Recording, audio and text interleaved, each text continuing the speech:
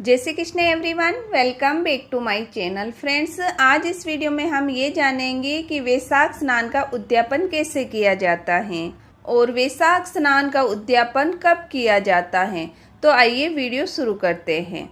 Friends, अगर आप 1 महीने तक वैशाख स्नान कर रहे हैं और व्रत कर रहे हैं तो भी हमें इसी तरह उद्यापन करना है। और अगर आप 5 दिन तक वैशाख स्नान किया है, यानी एकादशी से वैशाख पूर्णिमा तक अगर आपने उपवास किया है, फलाहार किया है, तो भी हमें इसी तरह उद्यापन करना है।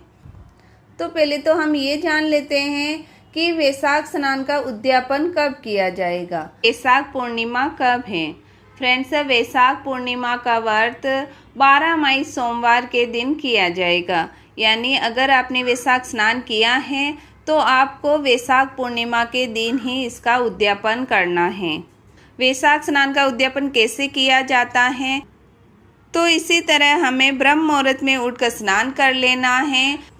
घर में अच्छे से साफ सफाई करने के बाद अपने घर के मंदिर में पूजा करें, अपने इष्ट देव की पूजा करें। उसके बाद अगर आपने पीपल पूजा का व्रत लिया है तो आप पीपल की पूजा करें, तुलसी माता की पूजा करें, जिसका आपने संकल्प लिया हो। जिस तरह आपने पूरे वैशाख स्नान में जिस तरह पूजा की है उस तरह हमें पूजा कर लेनी है।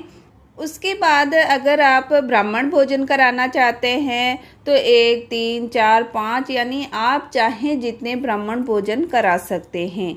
लेकिन सामर्थ्य नहीं है तो आप एक ब्राह्मण जोड़े को भोजन करा लें और उसके बाद जो भी दान दक्षिणा हो उस आप ब्राह्मण जोड़े को दे सकते हैं। तो आइए जानते हैं कि अगर आप एक ब्राह्मण जोड़े को खाना खिलाकर दान दक्षिणा देना चाहते हैं तो हमें क्या देना है। देखिए, हमें ब्राह्मणी के लिए एक साड़ी निकालनी है।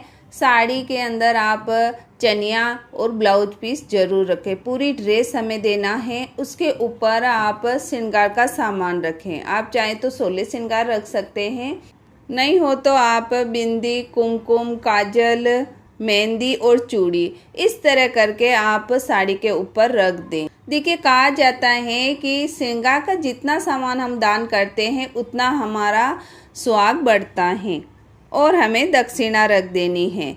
इसके साथ ही हम एक पैंट शर्ट का जोड़ा भी लेंगे और उसके ऊपर हम दक्षिणा रख देंगे जो हमें ब्राह्मण को देनी है।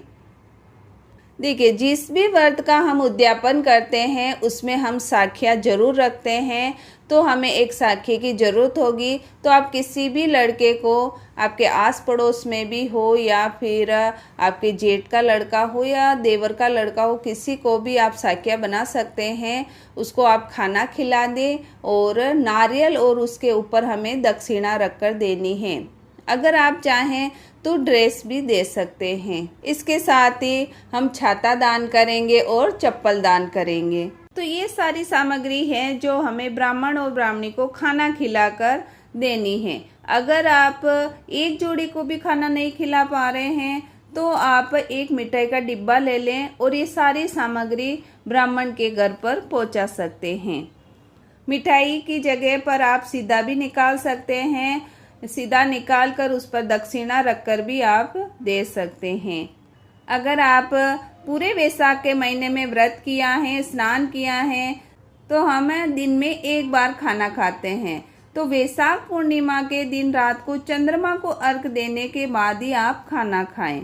अगर आपने 5 दिन फलाहार किया है एकादशी से पूर्णिमा तक, तो आप दूसरे दिन पूजा करने के बाद भगवान को भोग लगाने के बाद खाना खाएं।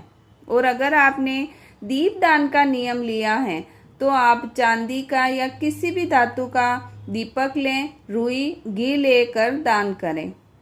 धर्मराज जी के निमित्त आप जल से भरा घड़ा भी दान कर सकते हैं।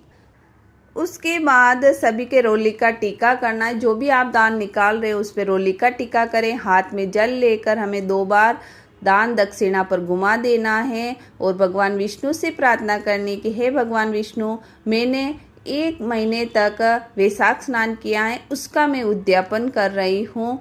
मैं ये सभी आपको समर्पित करती हूँ और कृष्णाय अर्पण करके हमें ये जल छोड़ देना है। आई होप मेरी दी गई ये जानकारी आपके लिए यूज़फुल हो। वीडियो अगर थोड़ा भी यूज़फुल लगे तो प्लीज़ वीडियो को लाइक करें और चैनल को सब्सक्राइब करें। मिलते हैं किसी और वीडियो के साथ। जय श्री कृष्णा।